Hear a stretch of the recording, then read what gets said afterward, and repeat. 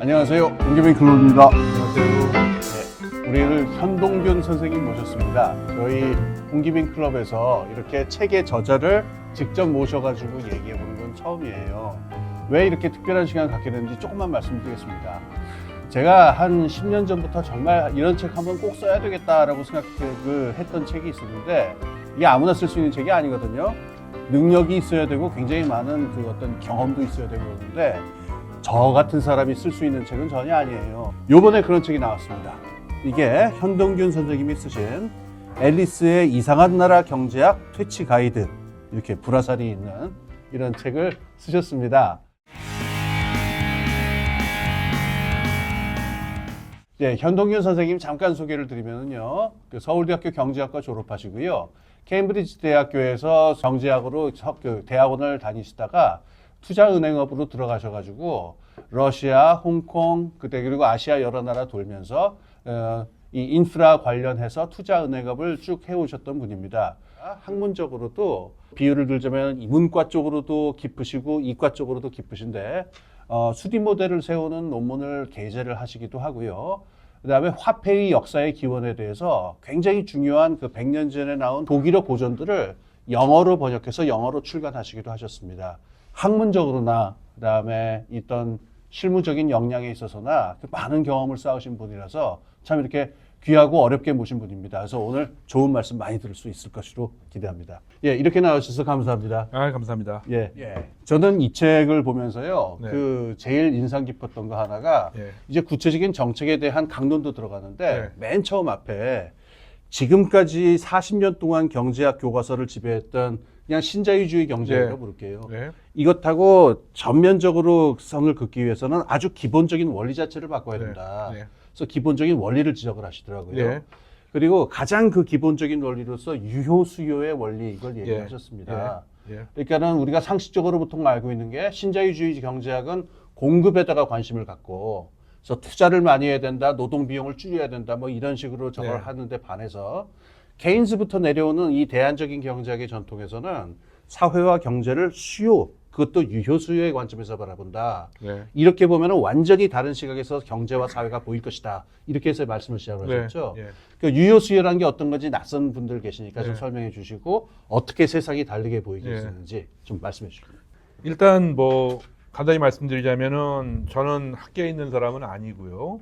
그 학교에 계시는 분들하고 저하고 근본적인 차이점은 뭐냐면은 어떤 이론을 공부하거나 아니면 그걸 갖다 이제 현실에 응용할 때 중요한 게 그런 일이 실제로 발생할 수 있느냐 없느냐 실제가 중요한 건데 그 아마도 저뿐만 아니라 비즈니스 하시는 분들 많은 분들이 공감하실 수 있는 얘기는 뭐냐면은 기존에 우리가 배운 경제학은 현실을 이해하는데 전혀 도움이 안 되는 경우가 많다. 조금도 쓸모가 없습니까? 예, 그러니까 거기서 나온 여러 가지 이야기는 어떻게 보면은 종교적 프로파간다하고 비슷한 성격을 가지고 있는 것이지 그것이 현실을 갖다 설명할 수 있는 설명력은 상당히 부족하다 하고 느끼고 있고요. 학교에서 말하는 그런 경제학 이론을 어떤 때 쓰냐면은 예.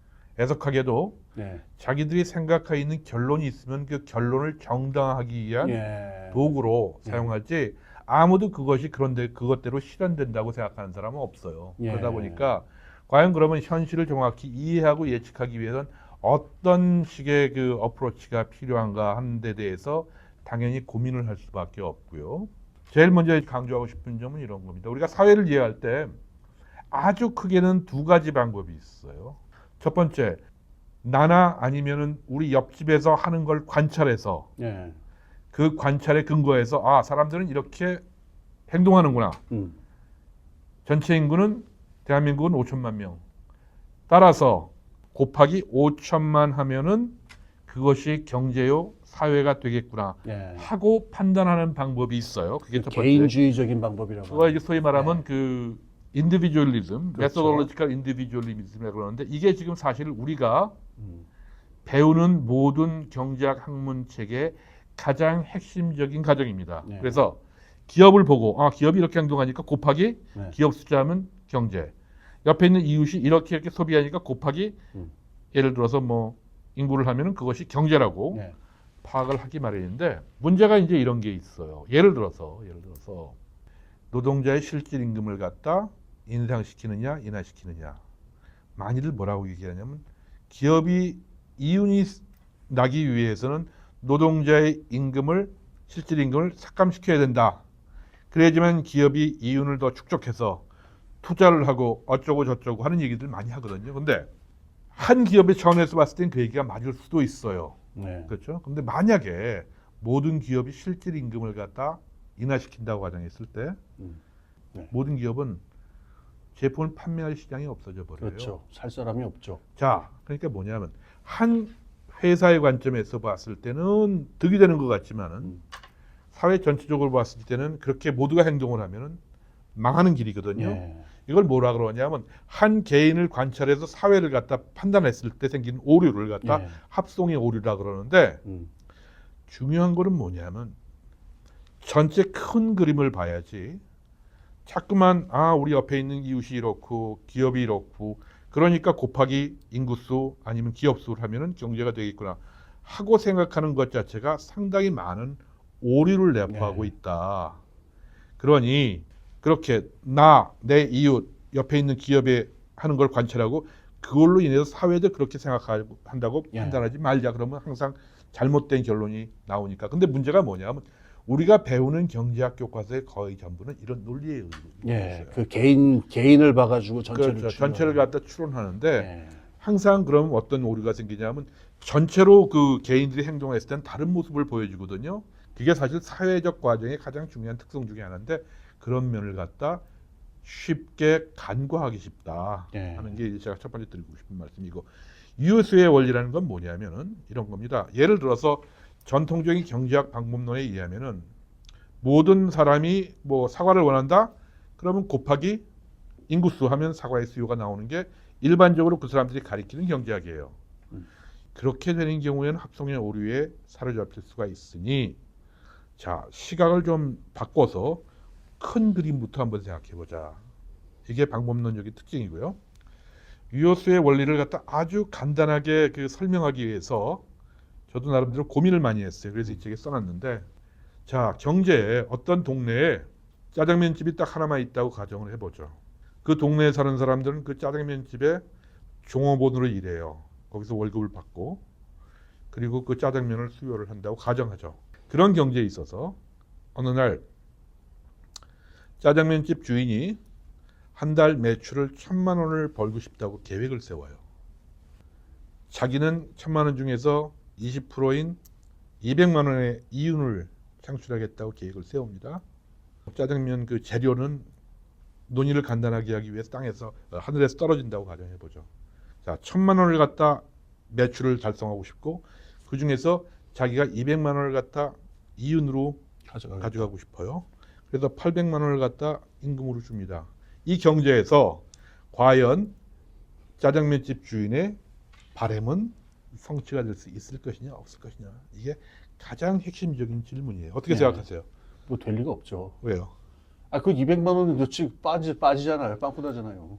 아주 당연한 질문이에요. 예. 200만 원을 갖다 자기가 갖고 가고 그냥 자기 주머니에 갖고 가는데 그럼 자기 짜장면을 사줄 수 있는 사람은 800만 원 소득을 가진 노동자뿐이에요.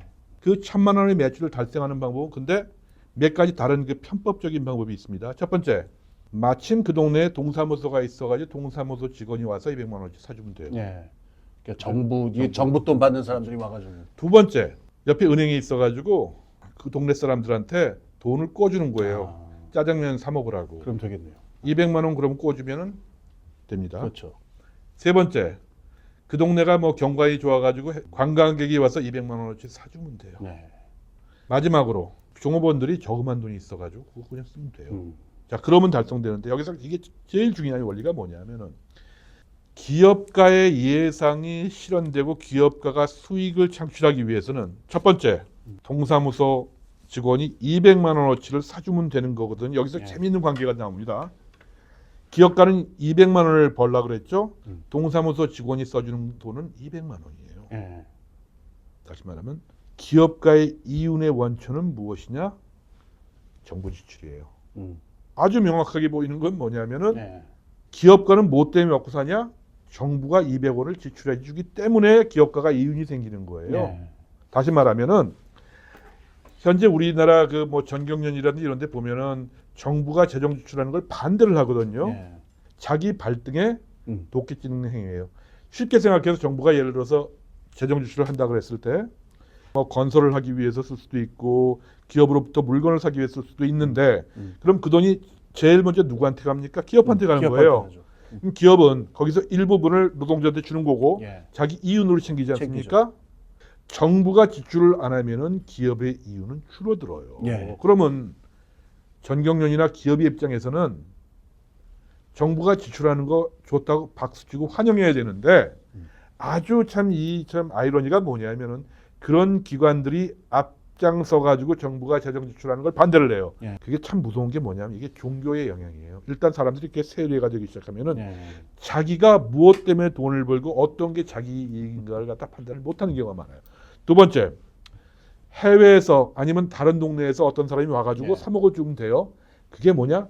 경상수지 그게 수출이에요. 수출이죠. 예. 다시 말하면 조금 더 이제 확장식에서 생각하면 결국은 기업의 이유는 뭐의 합이다? 정부 지출 플러스 경상수지 흑자의 합이다. 예. 그래서 만약에 정부 지출을 빵으로 한다면은 경상수지 흑자가 그만큼 늘어나주면은 기업가의 이윤은 달성할 수 있는 거다. 예. 그러고 그것도 아니고 저것도 아니다 그러면 그 다음 방법은 뭐냐? 돈을 꿔주는 거예요. 노동자들한테. 그게 소위 말하면 우리가 말하는 가계부채 문제입니다. 예. 가계부채가 결국은 그만큼을 메워줘야지만 기업은 이윤을 창출할 수가 있는 거예요. 결국 기업의 이윤은 뭐의 합이다? 정부 지출, 경상수지 흑자 플러스 혹시라도 가계부채가 늘어난다면 그것이 예. 결국은 기업이 이윤을 창출하는 방법인데 이 원칙은 자본주의 경제가 존재하는 언제든지 성립하는 항등식입니다. 예. 근데 문제는 뭐냐면 이게 아주 가만히 상식적으로 생각하면 당연한 얘기인데 기존에 있는 경제학에서는 이걸 가리키지 않아요. 예. 그러면서 자꾸만 뭐라 그러냐면 정부가 예를 들어서 무슨 뭐 지출을 늘리면은 경제가 뭐 빵꾸가 나고 어쩌고 저쩌고 얘기하는데 문제는 뭐냐면 기업이 돈을 버는 거 그거는 정부가 도와줘야지만 가능한 것이고 가계부채가 늘면은 마찬가지로 기업은 이윤을 갖다 창출하는 것이고 여기서 또 중요한 메시지는 뭐냐면 사람들이 뭐 노동이냐 자본이냐 그 대립을 얘기하기 마련인데 만약에 정부가 어떤 식으로 지출을 하면은 기업가도 이윤을 벌거니와 200만 원의 그 빵꾸 난 것이 메워지면서 기업들은 고용을 그만큼 유지를 해요. 예. 결국은 노동자와 기업가가 모두 잘 사는 방법이다. 근데 반대로 한번 생각해보죠. 만약에 기업들은 1,000만 원을 갖다 벌고 싶은데 실제 수요는 800만 원밖에 없어요. 그러면은 기업들은 어떻게 생각하냐면 아, 내 예상이 틀렸구나. 알고 보니까 수요는 800만 원밖에 없네. 그러면 그 다음에 어떻게 하냐면 800만 원으로 그러면 예상을 수정을 해요. 하향해서. 그러면 예상이 달성되니 안 돼요. 왜? 그 중에서 20%는 자기가 가져간다 그러면 그 다음에는 유효수요는 640만 원밖에 안 돼요. 그렇죠. 그럼 계속 떨어지는 거예요. 예. 반대로 1,000만 원을 갖다 자기가 예상을 했는데 갑자기 정부가 사 먹는 짜장면이 200만 원이 아니라 300만 원 늘었어요. 그러면은 그 다음 기는 어떻게 되느냐? 알고 보니까 자기는 1,000만 원 예상했는데 1,100만 원이죠. 그럼 사람 좀 늘려야겠네 하면서 고용을 늘리면은 그 늘려진 고용에서 창출되는 또 다른 수요가 있어요. 예. 그러면 실제로 그 다음에는 1,100만 원이 아니라 1,200만 원이 될 수도 있는 거고 이 지금 말씀드린 원리가 아주 단순한 형태의 유효수요 이론이고 이 이론을 주장한 사람이 케인스인데 기억하실 건 뭐냐면은 어떤 동네에 짜장면 가게 하나만 있다. 그리고 그 짜장면 가게 때문에 노동자들은 먹고 산다. 그랬을 때 기업의 예상하는 이윤이 성취될 수 있는 방법은 무엇이냐? 정부 지출 아니면 가계부채의 증가 아니면 경상수지의 흑자다. 이것이 모든 그 경제의 어떤 현상을 분석함에 있어서 가장 기초적인 사실이고 가장 기억하기 쉬운 거니까 어떤 뭐 경제학자가 누가 와가지고 무슨 뭐 재정 지출을 줄여야 된다 어쩌고 하면은 쉽게 반박할 수가 있을 것이니 예. 꼭 기억하시라 하는 네. 게 이제 제 첫 번째 말씀이고요. 이렇게 말씀을 드리니까 그 경제학 교과서에서 이렇게 그 소가 강물 지나가듯이 슬쩍 한번 훑고 간 얘기가 나왔던 기억은 나는데 이런 의미로 설명하지는 않았었거든요. 지금 설명을 하실 때는 이 유효수요의 원리를 가지고 경제 전체가 어떻게 작동을 하는지 부분과 부분을 어떻게 볼 것인지 그리고 그걸 어떻게 종합적인 관점에 볼 것인지 총체적으로 조망할 수 있는 원리가 된다. 그렇죠. 이런 말씀을 해주십니다.